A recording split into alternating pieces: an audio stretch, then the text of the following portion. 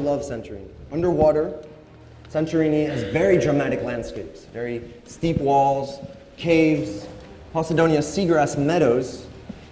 But it's like a beautiful theater, and all the actors are gone. The fish are all gone. Fish are all gone. Fish are all gone. Fish are all gone. Mission in Santorini.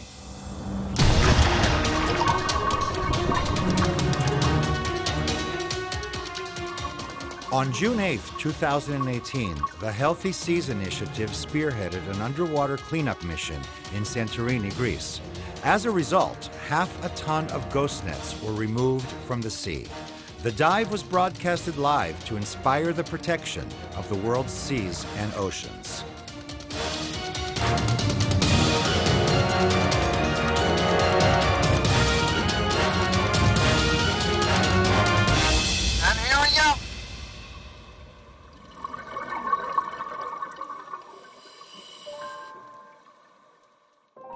When we were diving there, we could see a lot more plastic in the sea than you could see fish. We asked ourselves at that point, what can we do to leave the environment in a better state than how we found it? So we decided to come up with a project of creating a marine protected area here on Santorini, and we've been working to achieve that goal ever since.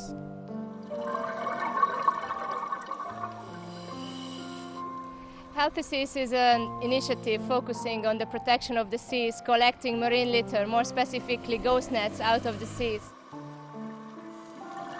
Custo divers, together with Atlantis Diving and other local stakeholders, are working since many years on the establishment of a marine protected area here in Santorini. So we joined forces in order to strengthen each other, and hopefully this stronger voice, louder voice, will reach the decision makers.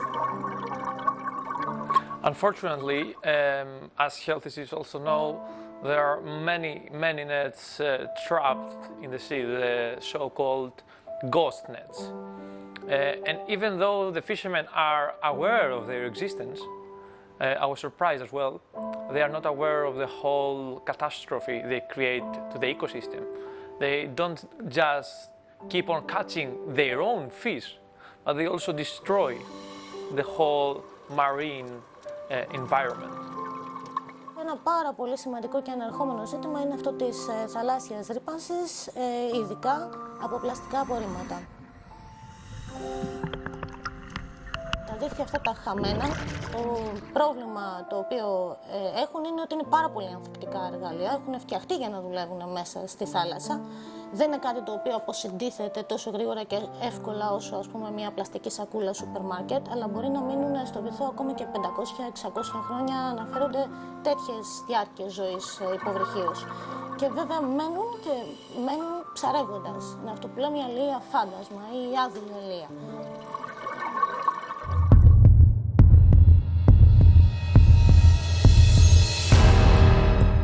Only divers with special training can remove ghost nets from the bottom of the sea.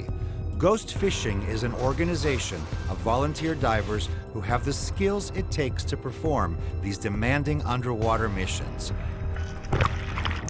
Their love of the ocean is matched only by their passion to protect it. Ghost Fishing started as a group of technical divers who started to remove lost fishing gear in the Dutch North Sea. And along the years we started projects in the Mediterranean, Aegean Sea and Adriatic.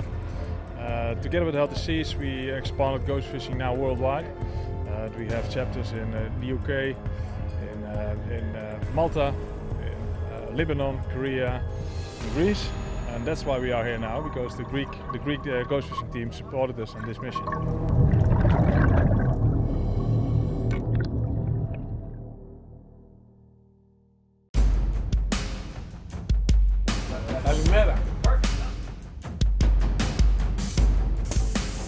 It took months of preparations and a team of 30 to plan and successfully execute this unprecedented undertaking. 6 technical divers and 3 boats were needed to remove the ghost net, which measured 150 meters and weighed almost 1/2 ton.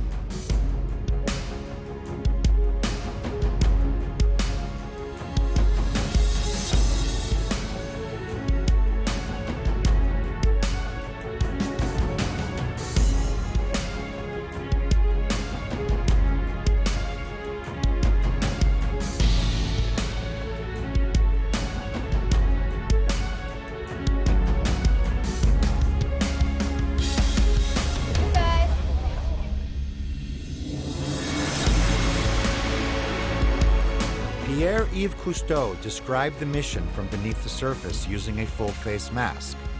The mission was broadcasted live online and screened by the Malta National Aquarium and the National Library of Greece at the Stavros Niarchos Foundation Cultural Center.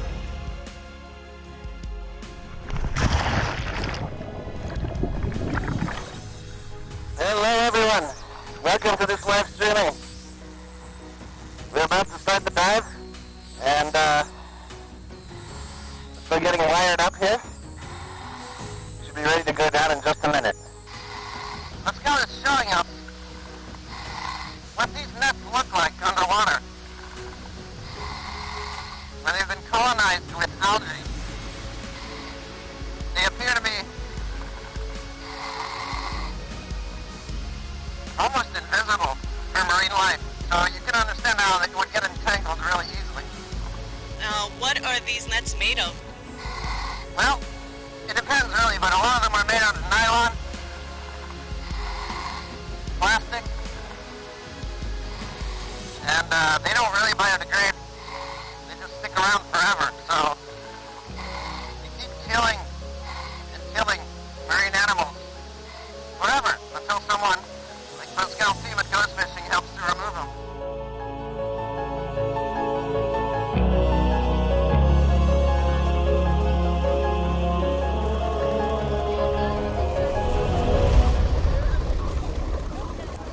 Now today, we did a live streaming of some removal of ghost fishing nets, and it was an extraordinary experience. Organizing sea cleanups is one thing, but we wanted to come up with the idea of something nice, unique, innovative, and that's why we are here today. Well, it was a long preparation actually. First you have to figure out where we get the equipment from.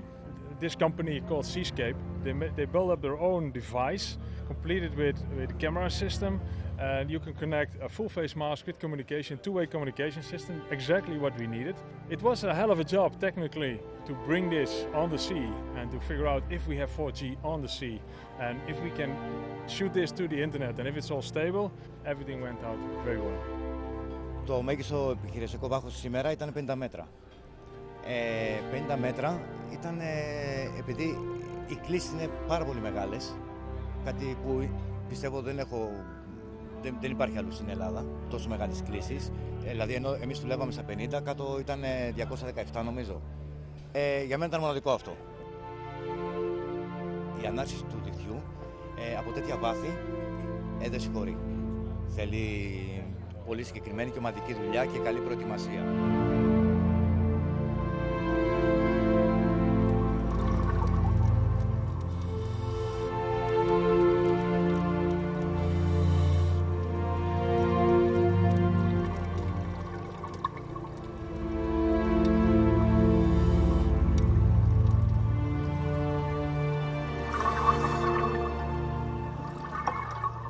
This live streaming was made possible thanks to, it was really a team effort, and it was made possible thanks to all the different people who are here working very hard to make it happen. I was just the voice and the diver carrying the microphone.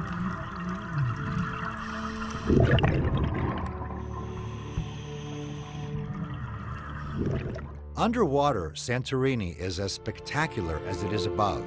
But the reefs and caves that compose this captivating scenery unwillingly have a role in today's marine pollution problem.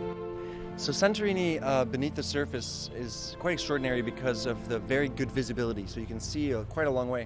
So you can actually, when you're scuba diving here, you can see some very dramatic landscapes, some very steep falls, some very big crevices.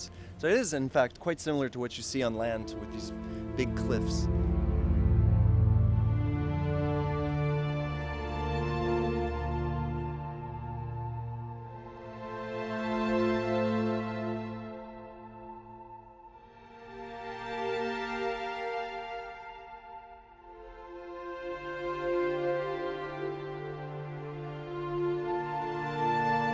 Μελέτες του ΕΛΚΕΘΕ βλέπουμε χωρίς καμία αμφιβολία ότι ο βυθός μας πλέον, ειδικά τα σημαντικά αυτά υποβρύχη ύφαλοι που είναι και τα πεδία αυτά στα οποία περισσότερο κινδυνεύουν να μπλεχτούν τα δίχτυα, είναι κατάσπαρτα από δίχτυα, από παραγάδια, από εγκαταλειμμένα εργαλεία γενικώς, διότι υπάρχει μία συνεχής πίεση στους βυθούς αυτούς.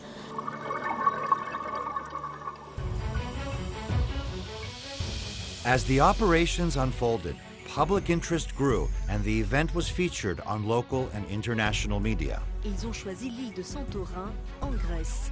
Την Παρασκευή 8 Ιουνίου, Παγκόσμια ημέρα των ωκεανών, οι Healthy Seas μαζί με τους ζήτες του Κουστό θα ανασύρουν δίχτυα φαντάσματα από το βυθό της Σαντορίνης.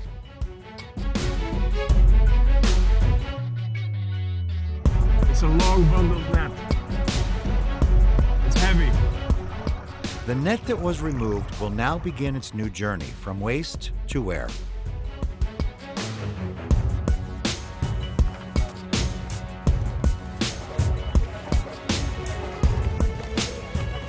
It will be transported for cleaning, and then the nylon parts will be sent to Aquafil's factory in Slovenia to enter into the Econil regeneration system. Brand new high-quality yarn will be produced, the basis for new sustainable products.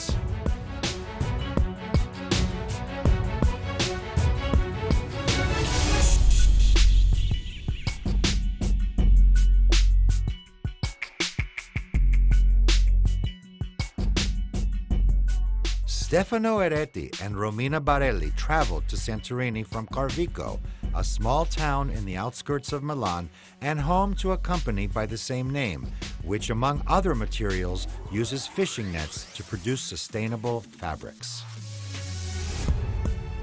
Di conseguenza ci siamo avvicinati ad iniziative ancora più importanti come la salvaguardia del mare e abbiamo incontrato sul nostro percorso Healthy Seas che abbiamo apprezzato e abbiamo voluto con loro unirci e fare questo percorso che ci porta anche a questi eventi che pensiamo di poterli allargare non solo qui a Santorini ma anche in altri posti. The fishing nets we collected this morning will become in a few weeks a new yarn, and Carvico will use this yarn to produce our fabrics. So the idea of Healthy Seas is a journey from waste to air, and with Carvico this is possible. Santorini is the symbol of the Aegean's breathtaking beauty. Historically, though, the island has experienced tremendous devastation due to the active volcano, which transformed a whole society into molten stone thousands of years ago. Traveling back in time, Professor of Classics at the University of Illinois, Nano Marinatos, describes how the sea was perceived during the Minoan era. What I find very interesting about the ancient Minoans, as I said about 1500 BC, is that they saw the surface of the sea in a different way from the way they perceived the depths of the sea, which were unknowable and where, of course, they couldn't dive. They didn't have the technology we have today. But they knew that the deeper you go, you find different creatures, squids and enormous octopuses, and they all live in darkness and caves. And so they imagined it a bit as a mythical place, a mythical land. But the surface was full of fish, and of course they fished those fish and had delicious meals. With nets we have a really old tradition. The oldest fishing net ever found, I think, was about 8,000 before Christ. And there are some reports that say that fishing with nets has been implemented in some parts of the world since about maybe 25,000 before Christ. So it's a really old and ancient fishing technique. So in the beginning, nets were made mainly from plants. So they were using kind of plants and they were making the nets this way. Throughout the years, this has been replaced by cotton in the beginning and then silk. And then we came to our age solution, which is mainly nylon. Plastic pollution in the world's oceans is one of the biggest environmental problems of our time. To protect the planet for future generations, Healthy Seas focuses on education. In Santorini, students from the local school joined our team at the harbor, where Pierre-Yves Cousteau met and spoke with them to instill awareness about ghost fishing and the need to protect the marine environment. We are working today here in Santorini with Healthy Seas and ghost fishing. And they've been doing this for many years all around the world, removing ghost nets. For me, it's going to be the first time that I work with them to remove the ghost nets from the ocean. So I'm new to this, but it seems like it's a very interesting activity and very challenging one. Awareness raising and education is a very important element for the future to make sure that a change and evolvement is happening. Ελπίζουμε και ευχόμαστε ότι η καινούργια γενιά θα κάνει το καλύτερο που μπορεί για τα ψάρια και για τη θαλάσσια γενικά ζωή της Σαντορίνης.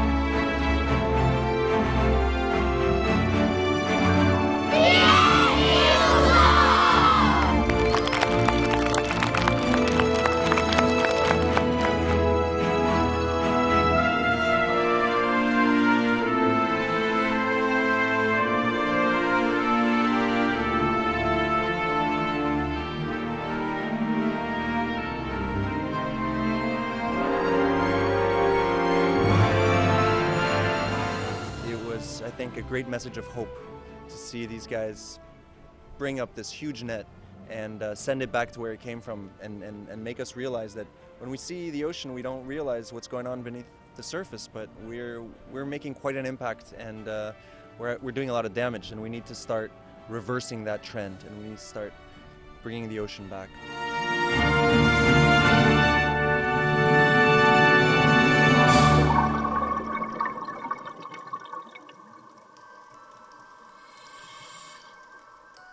Είναι πάρα πολύ σημαντικό να υπάρξουν τέτοιες δράσεις, διότι τα εργαλεία αυτά δεν έχουν κανένα τρόπο να βγουν από τη θάλασσα παρά μόνο με δράσεις όπως αυτές της Healthy Seas.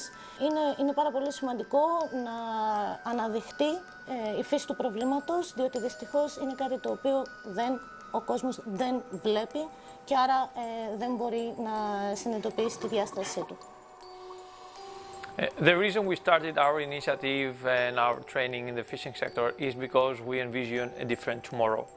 If we keep on doing the same things we do now, over 20 or 30 or 40 years we'll have much less fish. Actually, there is a study that says that till 2050 we'll have more plastic than fish in the sea, which is terrifying when you think about that. Sometimes the disaster comes because of nature. The volcano, who could have foreseen that huge eruption and the huge ecological devastation it produced? And then I think that other times, like our age, brings about disasters because of overexploitation of the environment. And so I do see a similarity, but for completely different reasons and completely different causes. Try to maintain nature's balance, respect nature's balance, because nature is the framework of our existence. It's not something we should exploit, but something we should work with.